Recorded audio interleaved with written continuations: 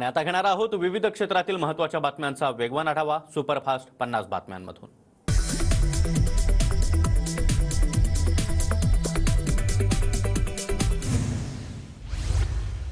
आदित्य ठाकरेंचे निकटवर्तीय सूरज चव्हाण यांना ईडीकडून अटक। मुंबई महापालिकेच्या कथित खिचडी घोटाळा प्रकरणी कारवाई।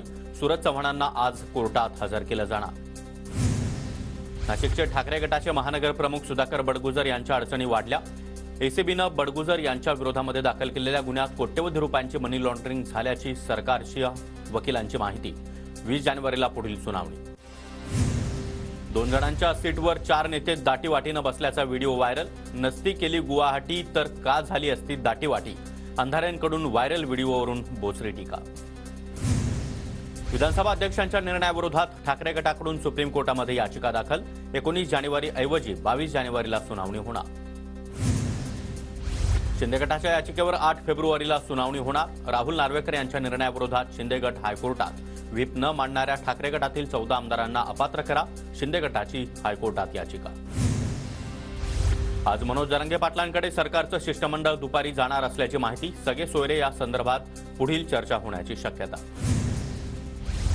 20 जानेवारीला अंतरवली सराटीतून मुंबईच्या दिशेनं निघणारच। आरक्षण मिळालं तर गुलाल घेऊन जाऊ, अन्यथा आरक्षण घेण्यासाठी जाऊ, मनोज जरांगे यांच्याकडून निर्धार व्यक्त। नवनीत राणा आणि आमदार रवी राणा यांच्या हायकोर्टात याचिका। खार पोलीस ठाण्यामध्ये दाखल गुन्ह्यातून दोषमुक्तीची मागणी। सत्र न्यायालयाच्या कारवाईला स्थगितीची राणा यांच्याकडून मागणी। आज मुंबई हायकोर्टामध्ये राणांच्या याचिकेवर सुनावणी होणार। नाशिकमध्ये शिंदे गट आणि ठाकरे गट आमने सामने। 22 तारखेच्या उद्धव ठाकरे यांच्या दौऱ्यापूर्वी विनायक राऊत यांच्याकडून तयारीचा आढावा। खासदार विनायक राऊतांसमोर शिंदे युवा सेनेची जोरदार घोषणाबाजी। जालन्यातील 2 भाषणं सोशल मीडियावर व्हायरल। आमदार सुरेश जेथलिया यांच्या मुलाकडून लोणीकरांवर खालच्या शब्दात टीका। बबनराव लोणीकरांच्या मुलाकडून देखील जेथलियांच्या टीकेला प्रत्युत्तर। खालच्या भाषेत टीका करत शिवीगाळ करतानाचा व्हिडिओ व्हायरल। मुंबई पुणे एक्सप्रेसवेवर आज जम्बो ब्लॉक। सकाळी 11 ते सायंकाळी 5 वाजेपर्यंत चिखले पुलाजवळ कॉरिडॉरच्या कामासाठी ब्लॉक घेण्यात येणार। जळगावच्या अंमळनेरमध्ये अखिल भारतीय मराठी साहित्य संमेलनाची जय्यत तयारी सुरू। 2 फेब्रुवारीला 97वे अखिल भारतीय मराठी साहित्य संमेलन सुरू होणार। संमेलनासाठी 3 भव्य सभागृह उभारण्याचं काम सुरू। बदलापूर एमआयडीसीच्या एका कंपनीमध्ये भीषण आग। आगीवर नियंत्रण मिळवण्यात अग्निशमन दलाला यश। पुण्याच्या भुगामधील फॉरेस्ट ट्रेल लेबर कॅम्पमधील तळ्यामध्ये बुडून 2 चिमुकल्यांचा मृत्यू। घटनेला जबाबदार असणाऱ्यांवर सदोष मनुष्यवधाचा गुन्हा दाखल करण्याची मागणी। सांगलीच्या शिराळा तालुक्यातील मांगलेमध्ये प्रेमसंबंधातून मुलाच्या वडिलांना मुलीच्या नातेवाईकांकडून मारहाण। मारहाणीमध्ये मुलाच्या वडिलांचा मृत्यू।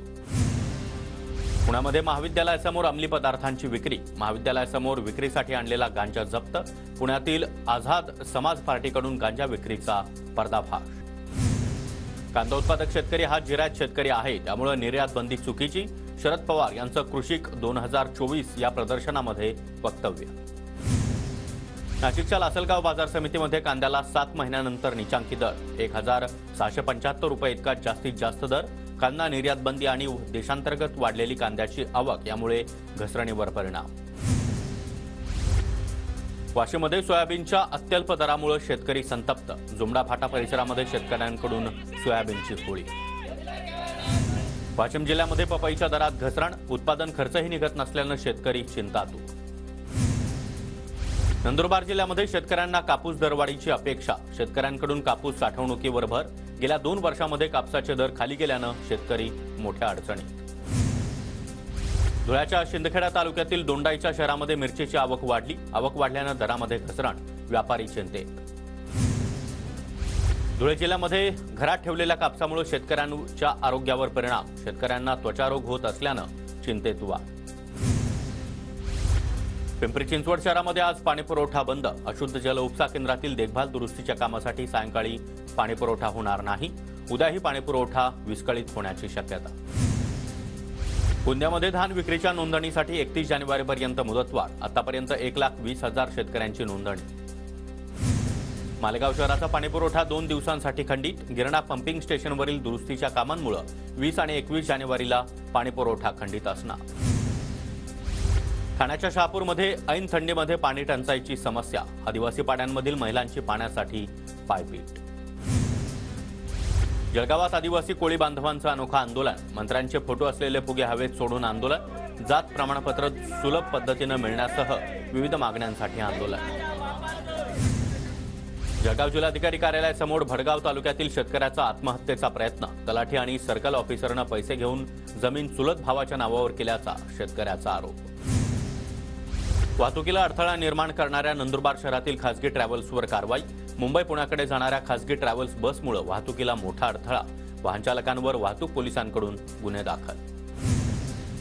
नंदुरबार जिल्ह्यामध्ये वेग मर्यादेचं उल्लंघन करणाऱ्या 14,000 वाहन चालकांकडून 2,88,00,000चा दंड वसूल, गेल्या वर्षभरामध्ये वाहतूक पोलिसांची मोठी कारवाई, नियमांचं पालन करणाऱ्यांचं पोलिसांकडून आवाहन.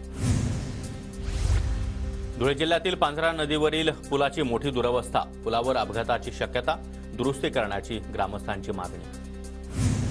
ठाण्याच्या शहापूरमध्ये ऐन थंडीमध्ये पाणी टंचाईची समस्या, आदिवासी पाड्यातील महिलांची पाण्यासाठी मोठी पायपीट. पुणे शहरामध्ये सध्या अनेक रक्तपेढ्यांमध्ये रक्तसाठा कमी, रक्तदान शिबिरांचं प्रमाण घटल्यामुळे रक्ताचा मोठा तुटवडा. मुंबईच्या अंधेरी पूर्व आणि पश्चिमेला जोडणारा गोखले पूल आता फेब्रुवारी अखेरपासून सुरू होणार. तांत्रिक कारणांमुळे पूल सुरू करण्याची 15 फेब्रुवारीची डेडलाईन पुढे गेल्याची पालिका प्रशासनाची माहिती.